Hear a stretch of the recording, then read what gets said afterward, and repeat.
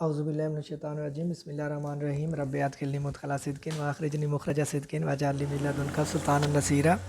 Operant conditioning के बारे में कुछ चीज़ें आपसे मैं शेयर करना चाहता था। उम्मीद है कि आपको कॉन्सेप्चुअली क्लियर हो जाएगा इंशाल्लाह अभी से।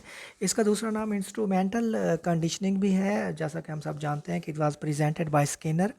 स्किनर के बारे में जो चीज़ें टेस्ट में आती हैं, रिटन में आती हैं, तो उसमें ये याद रखिएगा कि Skinner was considered the last behaviourist, आखिरी बिहेवियरिस्ट इसे समझा जाता है स्किनर को।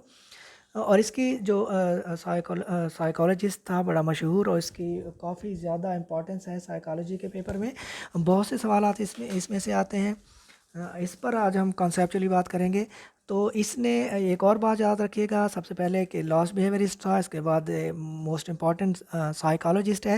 इसके अलावा थॉर्नडाइक का जो लॉ ऑफ इफ़ेक्ट का जो नज़रिया था, थ्योरी थी, उसी को इसने आगे बढ़ाया। इसमें जो दो बेसिक चीज़ें हैं, दो बेसिक कॉन्सेप्ट्स हैं जो इंतहाई इंपॉर्टेंट है, और ये टेस्ट के साथ साथ इंटरव्यूअर भी आपसे ज़रूर पूछेगा, जो कि आमतौर पर क्लियर नहीं होते हैं। तो आज मैं कोशिश करूँगा, और मुझे बताइएगा ज़रूर कि आपको किस कदर इसकी समझ आई है। इसके जो बेसिक जो थिंग्स हैं फॉर थियरी, वो हैं इसके रीइंफोर्समेंट एंड पनिशमेंट। आपको सामने नज़र आ रहा होगा, रीइंफोर्समेंट है और साथ में पनिशमेंट है।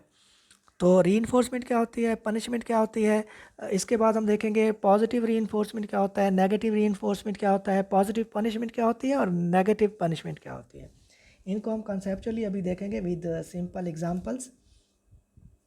तो रीइंफोर्समेंट क्या होगी?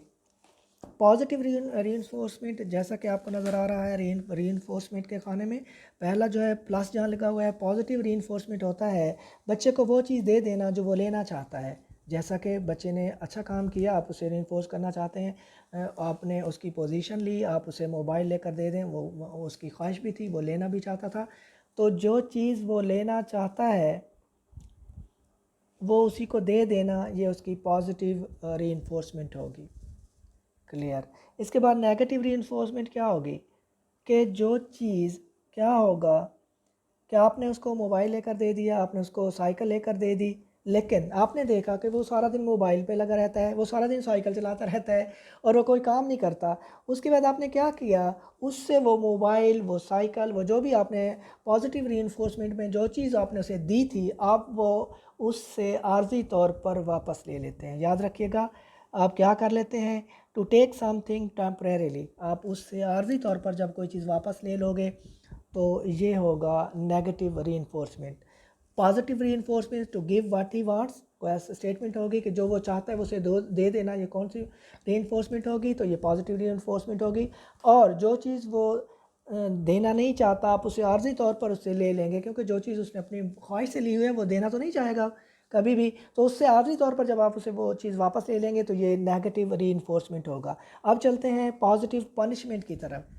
पॉजिटिव पनिशमेंट क्या होगी, कि बच्चे को वो दे देना जो वो लेना नहीं चाहता। ज़ाहिर है पनिशमेंट कौन लेना चाहता है, तो जो चीज़ वो लेना नहीं चाहता है वो दे देना, वो उसकी पॉजिटिव पनिशमेंट होगी। इसमें क्या होगा, आप बच्चे को सज़ा के तौर पर एक्स्ट्रा होमवर्क दे देते हैं, आप उसकी कॉपी फेंक देते हैं, आप उसको दो थप्पड़ मार देते हैं, आप उसकी कॉपी को फाड़ देते हैं, आप उसकी इंसल्ट कर देते हैं। ये सारी चीज़ें ऐसी हैं जो वो लेना नहीं चाहता है, लेकिन आपने उसे दी हैं, ये पॉजिटिव पनिशमेंट होगी। इसके बाद है नेगेटिव पनिशमेंट क्या होगी, कि to take that doesn't want to give, वो चीज़ वापस ले लेना जो वो देना नहीं चाहता। लेकिन यही तो चीज़ हमने नेगेटिव रीइंफोर्समेंट में भी यही सीखा था कि वो चीज़ वापस ले लेना, लेकिन नेगेटिव रीइंफोर्समेंट में वो चीज़ हम टेम्परेरीली लेंगे, आर्जी तौर पर लेंगे। जब वो कहता है कि आइंदा मैं काम करूँगा, तो हम उसे वो मोबाइल या वो साइकिल वापस कर देते हैं। जबकि नेगेटिव पनिशमेंट में हम उससे वो चीज़ परमानेंटली वापस ले लेते हैं। ये दोनों में फ़र्क होगा।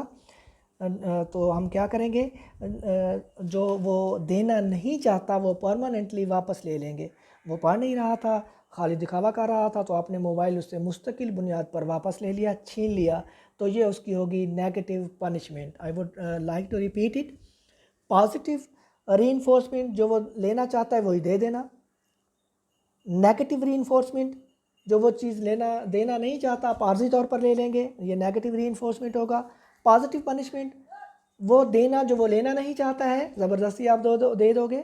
और नेगेटिव पनिशमेंट में वो चीज़ आएगी जो आपने पहले दी हुई थी, वो देना नहीं चाहता था, लेकिन आपने उससे परमानेंट ले ली। अब इसमें सवाल ये पैदा होता है कि इन दोनों में कौन सी बेहतर है, रीइंफोर्समेंट बेहतर होती है या पनिशमेंट बेहतर होती है? तो इसका जवाब मैंने यहाँ पर टिक भी किया हुआ है। तो जो रीइंफोर्समेंट है वो बेटर होती है, ये हमेशा काम करती है। बच्चों को हमेशा रीइंफोर्स करें, उनको आप ज़रूरी नहीं कोई कीमती चीज़ लेकर दें, आप उन्हें थपकी दे सकते हैं, आप उन्हें शाबाश दे सकते हैं, आप उन्हें अप्रिशिएट कर सकते हैं। इससे जो काम करेगा बच्चा वो बहुत ज़्यादा बेहतर काम करेगा, इंट्रिंसिकली वो मोटिवेटेड होगा और बहुत अच्छा काम करेगा।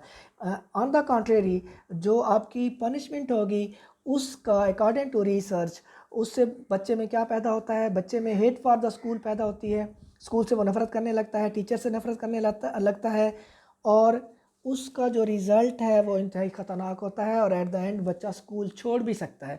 मैंने खुद सोसाइटी में ऐसे बहुत से बच्चों को देखा जिन्हें बताया कि सर फलां वाले टीचर अगर उस दिन मुझे ना मारते तो मैं आज शायद पढ़ चुका होता। तो एज अ टीचर इस बात का ख़ास ख्याल रखिए कि आप हमेशा रीइंफोर्समेंट दें, बच्चों को पनिशमेंट ना दें, क्योंकि खुदा ना खास्ता अगर आपकी या मेरी वजह से एक भी बच्चा स्कूल छोड़कर, पढ़ाई छोड़कर चला जाता है, उसका मुस्तकबिल ख़राब होता है, तो उसकी डायरेक्ट ज़िम्मेदारी हम पर होगी। अल्लाह ताला हमें सबको सही काम करने की तौफीक दे। अपना बहुत सा ख्याल रखिएगा। अल्लाह हाफ़िज़।